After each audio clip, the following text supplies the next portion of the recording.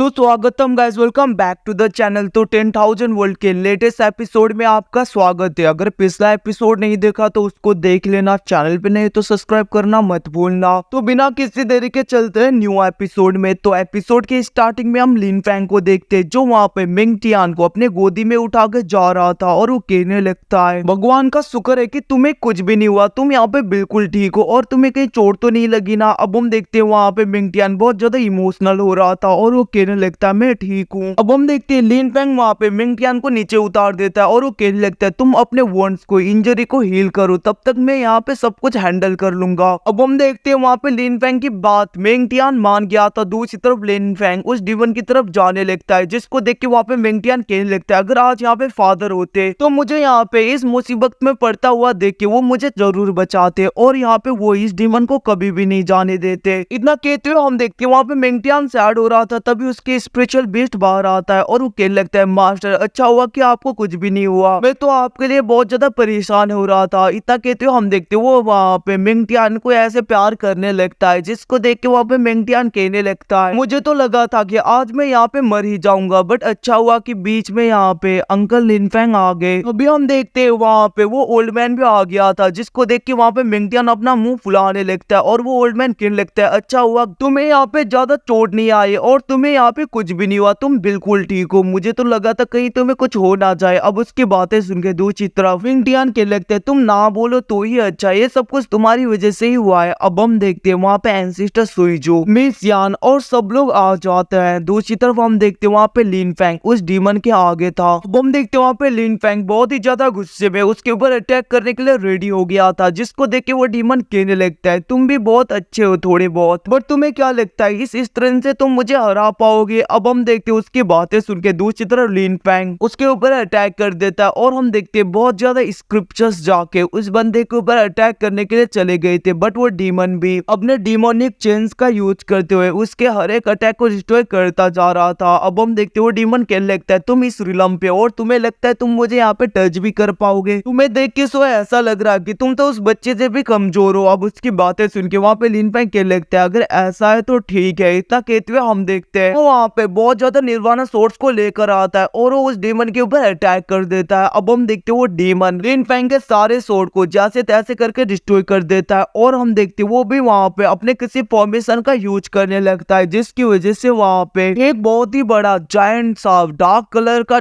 Dragon बाहर आता है, जिसको देख के वो ओल्ड मैन बहुत ज्यादा घबरा गया था और वो कहने लगता है इस अटैक से तो यहाँ पे सोल पूरी तरीके से डैमेज हो सकता है। अब हम देखते हैं उसकी बातें सुन के वहाँ पे एंसेस्टर सुइजो सब लोग घबराने लगते हैं लिन फैंग के लिए, बट हम देखते हैं लिन फैंग को फर्क नहीं पड़ता और वो कहने लगता है एक इविल फोर्स आखिरकार क्या से मुझे यहाँ पे हर्ट करता है, मैं भी तो देखूं। इतना कहते हुए हम देखते हैं वो वहाँ पे अपने ट्रू फायर का यूज करते हुए उसके ऊपर अटैक कर देता है, जिसकी वजह से उसका अटैक वही पे डिस्ट्रॉय हो गया था। अब हम देखते हैं वहाँ पे लिन फैंग अपने गॉड लेवल के स्क्रिप्चर का यूज करने लगता है, जिसकी वजह से वो डीमन वहाँ पे फंस गया था। अब वहाँ पे लिन फैंग कहने लगता है अब तुम भाग नहीं सकते। इतना कहते हुए हम देखते हैं वो उस डीमन के ऊपर अटैक कर देता है। अब हम देखते हैं उसके अटैक को वहाँ पे वो डीमन रोकने की कोशिश कर रहा था, बट वो अटैक बहुत ज्यादा पावरफुल होने की वजह से डीमन दूर जाके गिरता है और वो सोचने लगता है स्क्रिप्चर तो यहाँ पे एक ट्रू लेवल के आर्टिफैक्ट जैसा है और ये तो यहाँ पे एक ट्रू इमोर्टल जैसा बहुत ज्यादा पावरफुल कैसे हो सकता है। इतना कहते हुए हम देखते वो डीमन वहां से भाग रहा था, जिसको देख के वहां पे लिन फैंग कहने लगता है सबसे बड़ी गलती तो तुम यहाँ पे किसी को कम आंकने की भूल कैसे कर सकते हो और किसी को यहाँ पे खुद से कमजोर सोचने की गलती कभी मत करना। इतना कहते हुए हम देखते हुए वहाँ पे अपने गॉड लेवल के उस फॉर्मेशन आर्टिफैक्ट का यूज करते हुए सोर्ड फॉर्मेशन बना के उस डीमन के ऊपर अटैक कर देता है, जिसको डीमन रोकने की कोशिश करता है, बट हम देखते हैं वो अटैक बहुत ही ज्यादा पावरफुल था, जिसकी वजह से उस डीमन को उसे रोकने में भी बहुत ज्यादा मुश्किल हो रहा था। अब हम देखते हैं उस डीमन के ऊपर वो अटैक लग जाता है, जिसकी वजह से उस डीमन की वहीं पे डेथ हो जाती है। दूसरी तरफ हम देखते हैं वहाँ पे लिन फैंग थोड़ा बहुत इंजर्ड हो गया था, मतलब कि नीचे गिरने जैसा होता है। इसको देख के वहाँ पे साउटियान कहने लगता है मास्टर क्या आप ठीक हो, आपको क्या हुआ। तभी हम देखते हैं वहाँ पे लिन फैंग कहने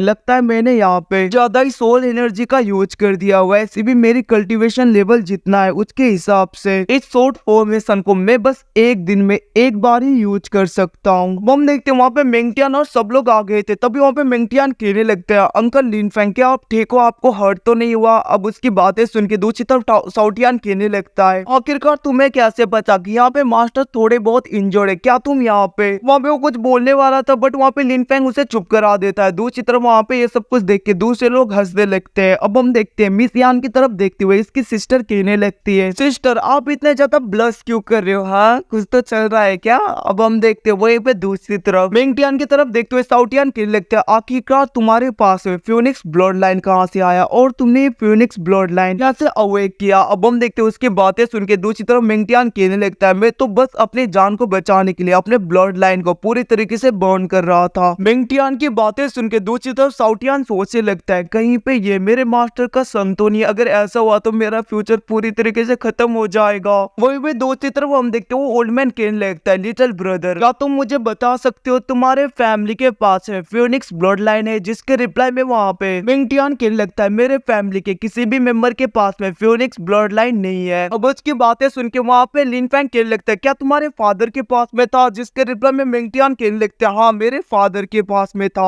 हम देखते हैं मेंगटियान का स्पिरिचुअल बीस्ट कहने लगता है, बट यहाँ पे मेरे मास्टर ने तो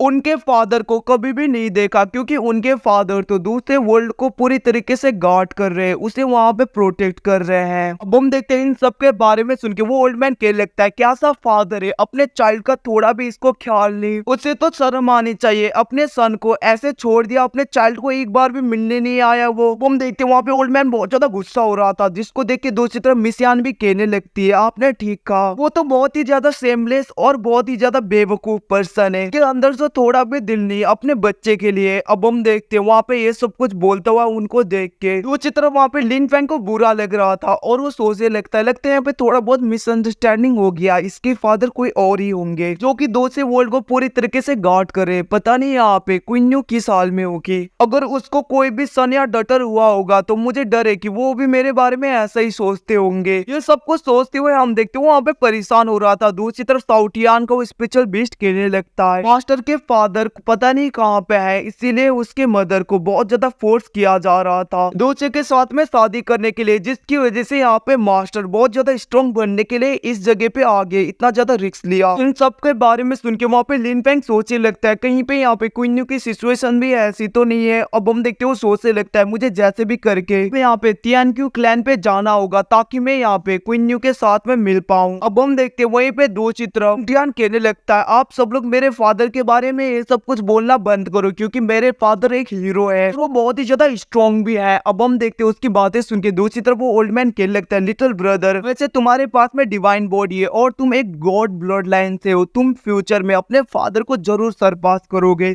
अब उसकी बातें सुन के वहाँ पे मेंगटियान कहने लगता है, सबसे पहले तो मुझे उस ट्रू आर्टिफैक्ट को ढूंढना होगा जिसकी वजह से मेरे ग्रैंडफादर पूरी तरीके से रिकवर हो जाए। अगर मेरे फादर मतलब कि मेरे ग्रैंडफादर एक बार पूरी तरीके से रिकवर हो गए तो उन्हें यहाँ पे वांग क्लैन के साथ में अलग करने की जरूरत नहीं, मतलब कि मिलने की या कॉम्प्रोमाइज करने की जरूरत नहीं, जिसकी वजह से मेरे मदर को शादी भी नहीं करनी पड़ेगी उस कुत्ते से, और उसे मैं बता के रहूंगा कि मेरी मदर से यहाँ पे शादी करना इतना आसान नहीं है मेरे फादर के होते हुए। इतना कहते हुए हम देखते हैं वहाँ पे बहुत ज्यादा गुस्सा हो रहा था, जिसको देख के वहाँ पे वो ओल्ड मैन कहने लगता है, तुम यहाँ पे डेमन सप्रेसिंग टावर की बात कर रहे हो, बट उस आर्टिफैक्ट को लेना बहुत ही ज्यादा खतरनाक है क्योंकि वो यहाँ पे एक खतरनाक जगह पे है। अब हम देखते हैं उसकी बातें सुन के दूसरी तरफ मेंगटियान कहने लगते हैं, मुझे फर्क नहीं पड़ता कितना भी खतरनाक क्यों ना हो, कुछ भी हो, मुझे बस वो आर्टिफैक्ट चाहिए और मुझे यहाँ पे कुछ नहीं। अगर तुम्हें डर लग रहा है तो मुझे लेकर चलो उस जगह पे। अब हम देखते हैं वहाँ पे मेंगटियान की बातें सुन के दूसरी तरफ वहाँ पे लिनफेंग उसके नजदीक आ गया था और वो कहने लगता है, तुम चिंता मत करो, मैं तुम्हारे साथ हूँ और मैं तुम्हारे साथ में जाऊंगा। अब हम देखते हैं वहाँ पे लिनफेंग की